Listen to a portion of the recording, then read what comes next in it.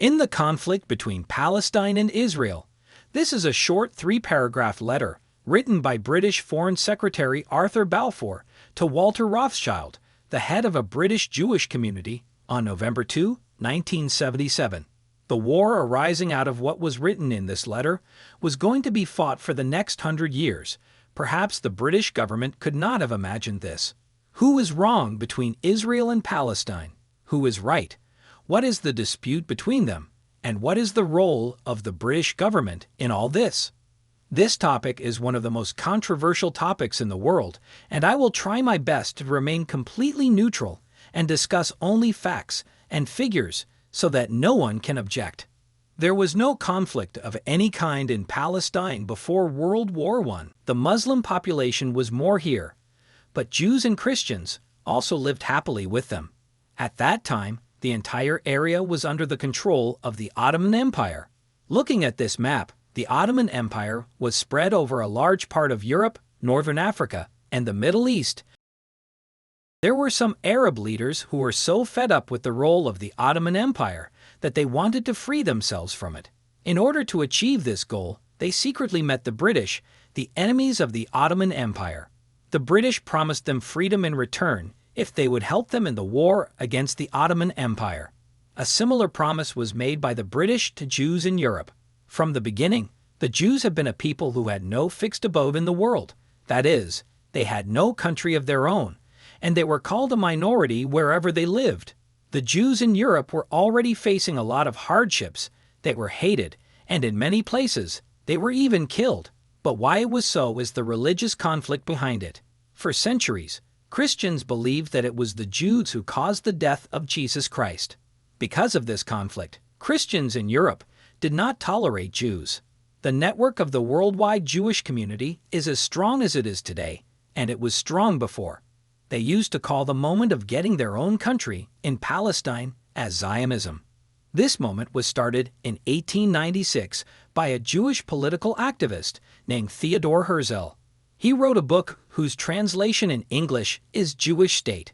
In it, he also wrote that if the Jews in Europe want to live a peaceful life, they have to create their own country in Palestine. Initially, many Jews were against this concept. They used to say that why should we leave our country because of anti-Semitism, hatred against Jews? But soon this moment turned into a political one. Jews around the world began to turn to Palestine, funded by their own communities. They were also given money to set up businesses and factories there. The British government also promised them, the European Jews, that they would give them the opportunity to create their own country in Palestine. Fast forward to 1917. World War was raging and the Ottoman Empire was suffering a crushing defeat. In November 1917, Britain's Foreign Secretary Arthur Balfour wrote a letter to Walter Rothschild, head of a British Jewish community. In this letter, it was written that the British government had decided that the Jews should come to Palestine and make their own country. Rothschild was assured that the British government would give him full support for this work, and it was also written that it would not harm the Muslims already living there. A month after Balfour's letter was written, British soldiers arrived and captured Palestine, ending the Ottoman Empire's 400-year reign. But the question is, what did the British government want to get in return for giving Jews their own country? In fact, the only thing the British wanted was to have a state that could support them in the future after the Ottoman Empire was gone. Britain came to Palestine. They tried hard to build a Jewish colony there and succeeded.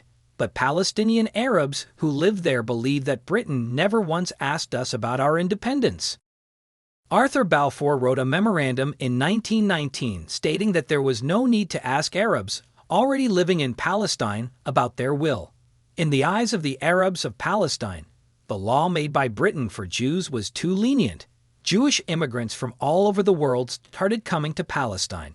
They built their own schools there, opened factories, and created a small army of their own called the Haganah at the behest of the British. The Arabs of Palestine were left with no other option but to think that the Britishers were not doing anything for our freedom, but were giving our own land to others. For a few years, they resisted, but in 1939, the Arabs there began to raise their voices.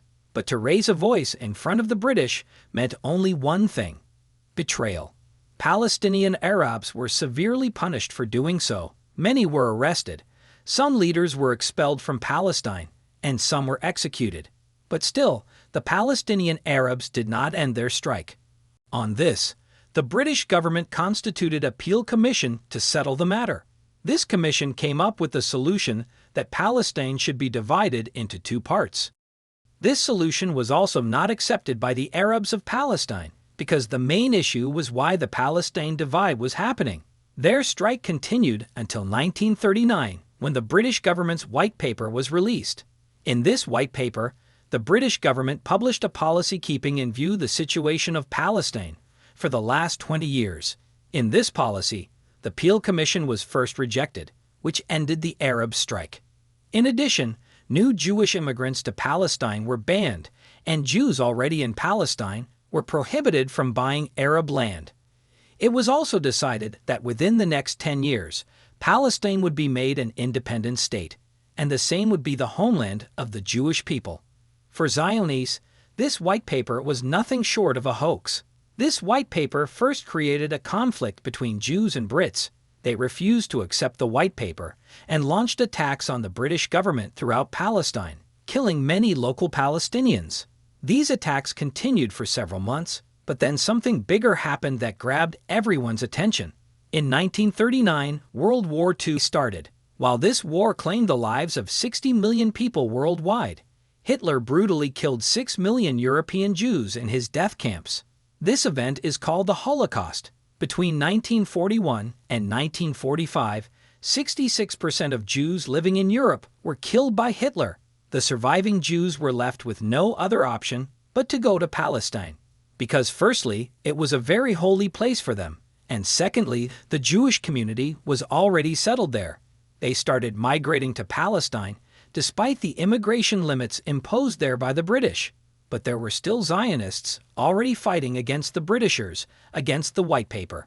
After World War II, the British were tired and no longer had the courage to fight against the Zionists in Palestine. Therefore, in 1947, they decided to leave here and put their spread in Palestine in the throat of the United Nations, and now you should find a solution to this problem. At that time, the number of Jews in Palestine was 630,000, while there were 143,000 Christians and 11,081,000 Muslims.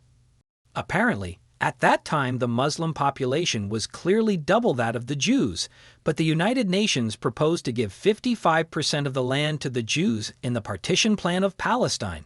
The proposal received 72% of the votes in the United Nations General Assembly, and it was finalized that 55% of Palestine's land would go to Jews. At that time, India was also present in the UN Assembly, and India also voted against this decision. Jawaharlal Nehru, the then PM, was very vocal against the UN's decision and said that the UN's India ambassador was bribed by Zionists to vote in their favor. This resolution was also rejected by all the Arab countries, and now Zionists and Palestinians came face to face in Palestine. Both sides began to attack each other, but the Jews' military was strong enough that Palestine could not withstand them. In 1948, David Ben-Gurion officially announced the State of Israel and became Israel's first PM. All the neighboring Arab countries decided to attack Israel together, because firstly, they already voted against it in the UN, and secondly, in their eyes, this is a new way for the Brits to control our country. It was the first Arab-Israeli war in which 5 Arab countries attacked a tiny Israel that had only been formed for a few months. But Israel had the support of Western countries and actually had a very strong military. So Israel alone defeated 5 Arab countries. After the end of the war, the areas that the UN chose for Palestine were now occupied by Israel. The West Bank falls under the control of Jordan and the Gaza Strip under the control of Egypt. In 1967, there occurred another Arab-Israeli war in which Israel occupied not only the West Bank, but also the Gaza Strip and the entire Sinai Peninsula of Egypt. In the midst of all this, the people of Palestine want to create their own country. For this purpose, They formed a separate organization of their own, which they named the Palestine Liberation Organization. In the beginning, taking up these weapons forcefully tries to get a separate country. To raise their voice, PLO also hijacked several planes and ships. That's why Israel declared PLO a terrorist organization. However, many countries did not consider PLO as a terrorist organization. They considered them only revolutionaries who wanted to create their own country. In 1974, Palestine Liberation Organization was officially recognized by the United Nations because they are representatives of the Palestinian people. After that, in 1979, the peace talk between Egypt and Israel was successfully completed, and Egypt becomes the first Arab country to officially recognize Israel. Israel returned the Sinai Peninsula to Egypt, but 2 years later, the Egyptian prime minister was assassinated by extremist groups. Because of the Israeli occupation of the West Bank for so long, many Jews started building their homes there as well. But the international community objects to it, because it was originally against the 1947 United Nations partition plan. The area of the West Bank was originally reserved for Palestine, but Israel also occupied it and started settling its own people there. In 1992, Israel and Palestine once again had stakes. PLO leader Yasser Arafat also recognizes Israel, and Israeli PM Yitzhak Rabin also recognizes that PLO is not a terrorist organization. In the meantime, PLO also split, and another wing that wanted no compromise with Israel became what we know today as Hamas. On the other hand, Israel's extremist group also goes against its PM and says that there should be no compromise with Palestine. But the problem was that already enough Israelis had built their homes in the West Bank, that too by the will of the Israeli government. So the solution was that the West Bank would be divided into 3 parts: A area only for Palestine under PLO, B area for both, and C area only for Israel. The partition plan of the United Nations made in 1947 was not visible from far away. Palestine can only find a few pieces in the West Bank where they could run their government. Well, PLO also accepted it, but then something suddenly happened in 1995 that shattered all the peace talks. A Jewish extremist group killed their own prime minister. They did not want, at any cost, to have any Palestinians living around the West Bank. In 1996, Palestine's first elections were held, and Palestine's first government was formed, but Hamas, which was the militant wing of Palestine, was not happy with this and boycotted the election. After this incident, the clashes between the two continued to occur.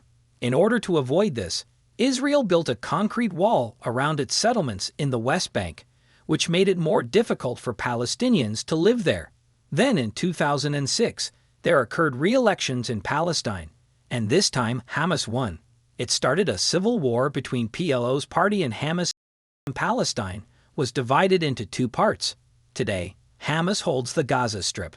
In the West Bank, in small pieces, there is the government of the winner.